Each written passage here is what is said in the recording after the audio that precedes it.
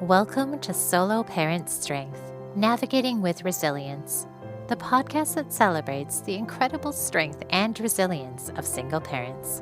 Your host is Nanciekem, and she's honored to join you on this journey of empowerment. In each episode, we'll dive into uplifting stories, offer practical advice, and connect you with valuable resources to support you in your solo parenting journey. Together, we'll rewrite the narrative of solo parenting and forge a community built on strength and empowerment. Let's dive in.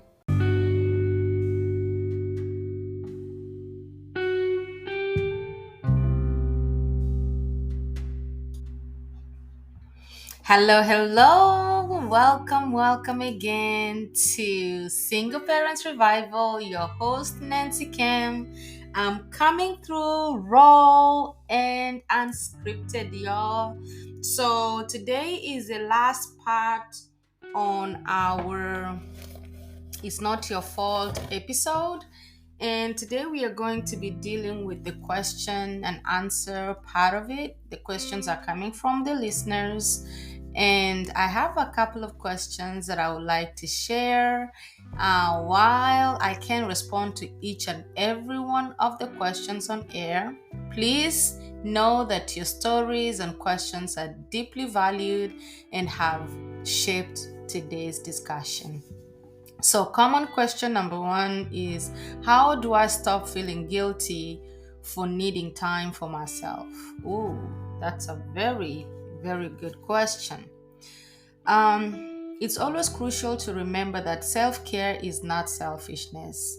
When you love on yourself and you want to treat yourself well is not a form of selfishness. Actually, it's the opposite. It's a form of love because you cannot pour out of an empty cup. Your cup has to be full before you pour your cup out. So if you're not taking care of yourself, you're not going to be able to take care of those children that you have been bestowed with. So taking time for yourself is very crucial and very essential for your well-being, and by extension, for being the best parent you can be. So schedule a regular time that we call a me time and know that it's beneficial to both you and your children.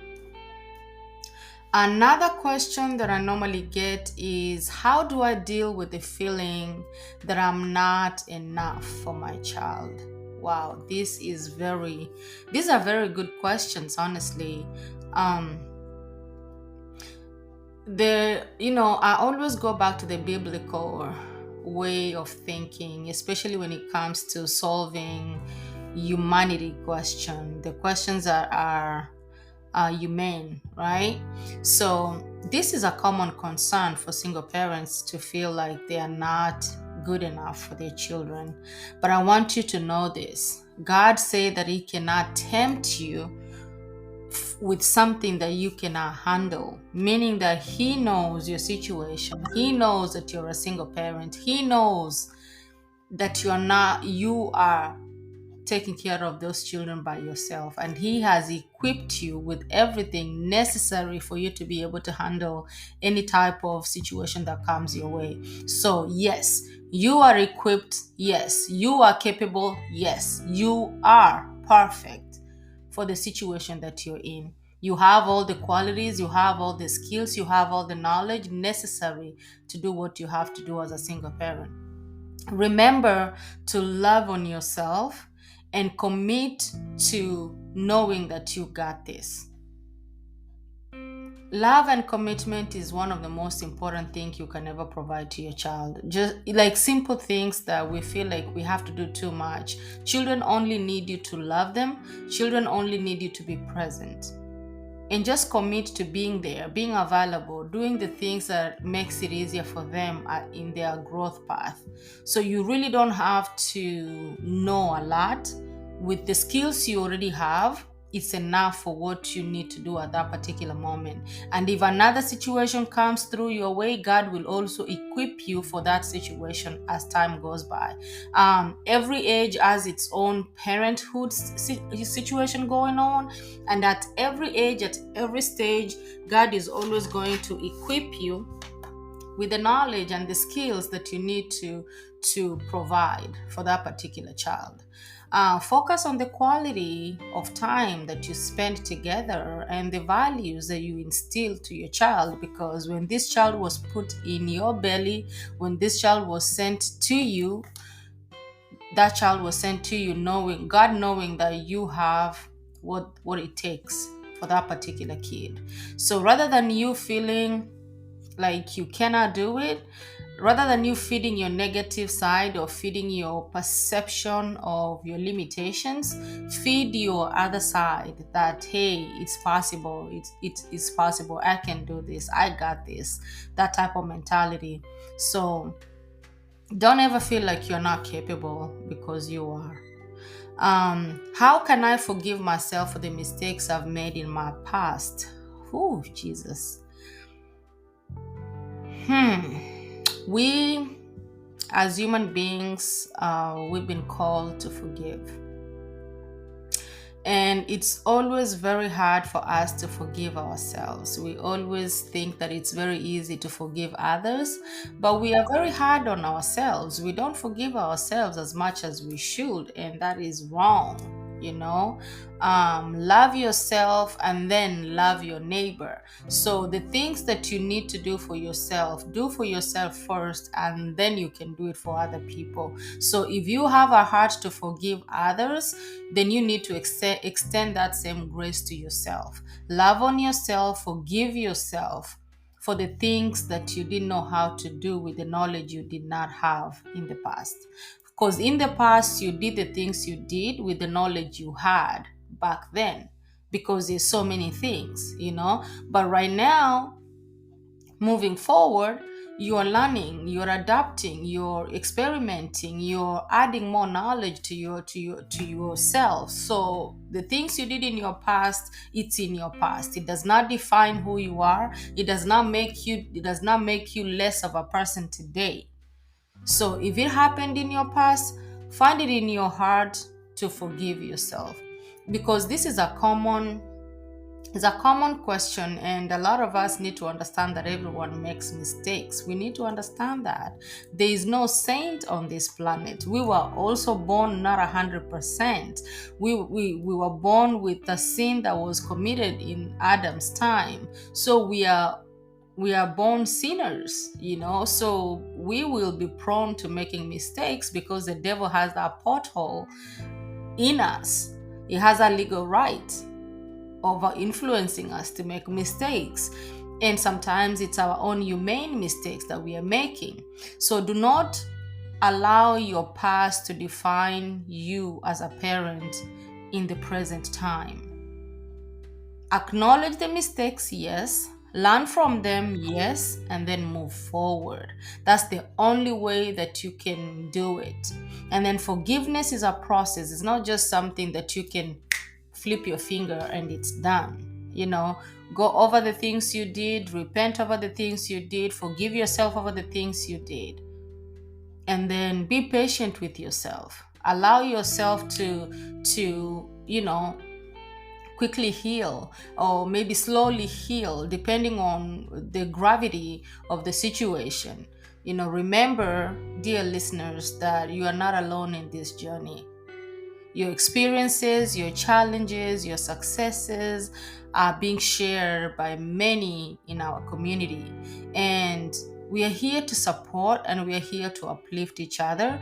And by any chance, if you ever feel like you need somebody to talk to, you need an ear, you need a shoulder to lean on, please do not hesitate to get a hold of me, or get a hold of someone like counselor, a therapist, someone who can really talk to you to get you to where you're going.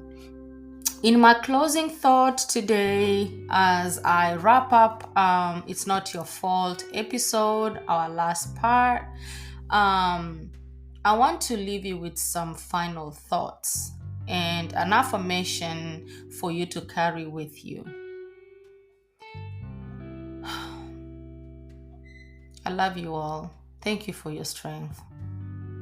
Thank you so much for what you're doing for yourself and for the children.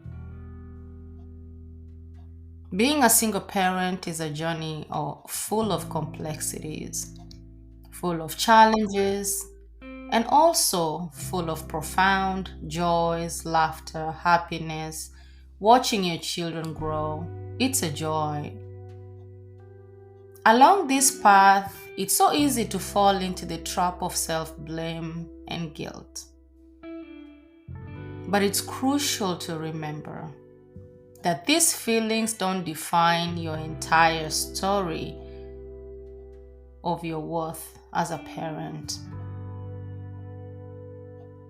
Your experience, your struggles, your triumphs, they are all an integral part of your unique journey.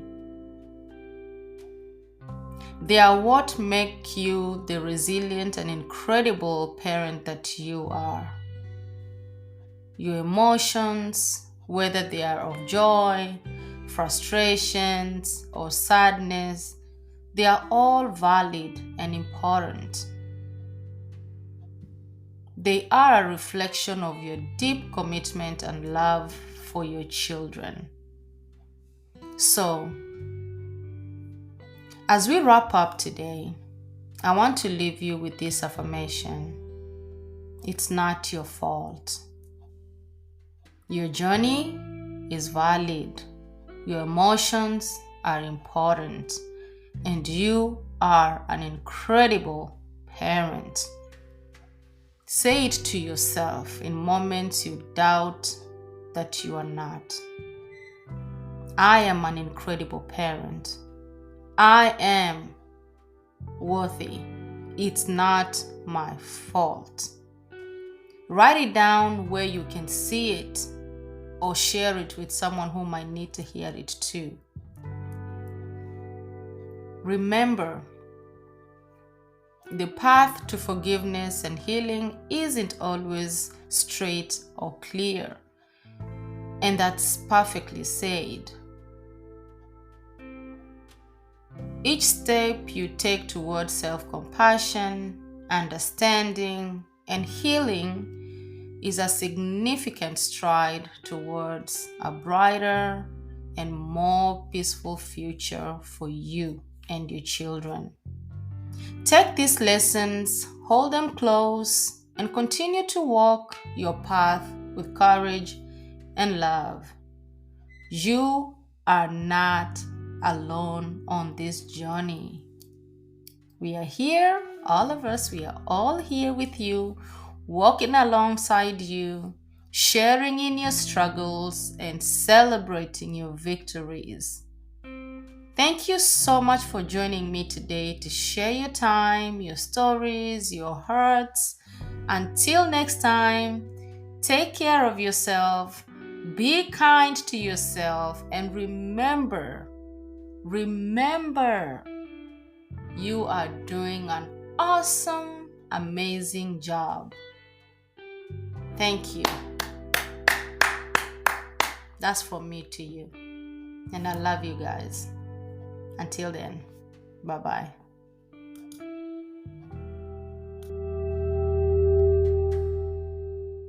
Thank you for joining us on this episode of Solo Parenting Strength. Remember, you are never alone in this journey. If today's episode resonated with you, please consider sharing it with other single parents who might find solace in our supportive community. Remember to subscribe, rate, and leave a review on your preferred podcast platform. Your feedback enables us to reach more single parents who may need this beacon of strength. Until next time, always remember, the strength you seek resides within you. Take care and keep thriving. Solo Parent Strength, Navigating with Resilience is produced by Single Parents Revival. For additional resources and community support, visit our website at www.singleparentsrevival.com. We're grateful to have you as part of our empowering community. Thank you for being here.